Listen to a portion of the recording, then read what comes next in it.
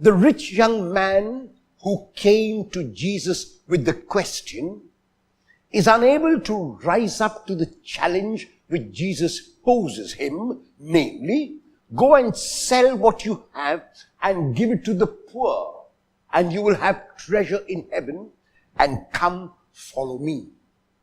The rich man goes away sad because he was a man of great possessions.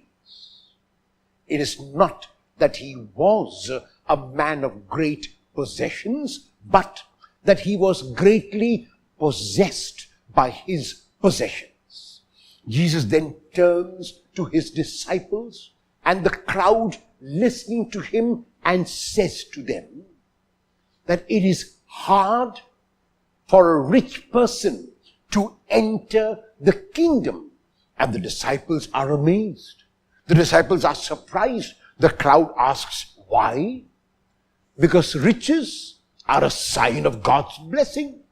Riches are a sign of God's favor. Riches are a sign that God is on the rich person's side. So how can you say now that the riches are a hindrance and that a rich person cannot enter the kingdom? And Jesus says, my children, I say again, how hard it is for a rich person to enter the kingdom. And then he gives the example of a camel. The camel was the largest known animal in Palestine at the time of Jesus. And the eye of a needle was the smallest opening.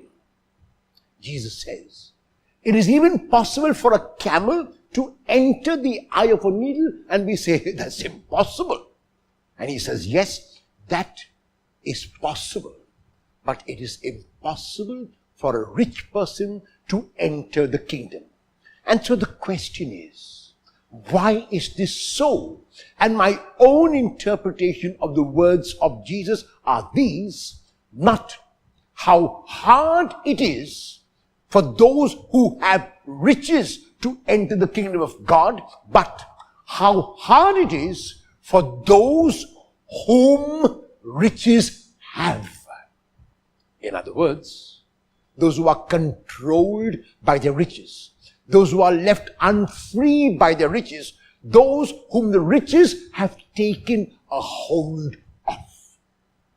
And there are, unfortunately, many people in our city, many people in our country, many people in the world.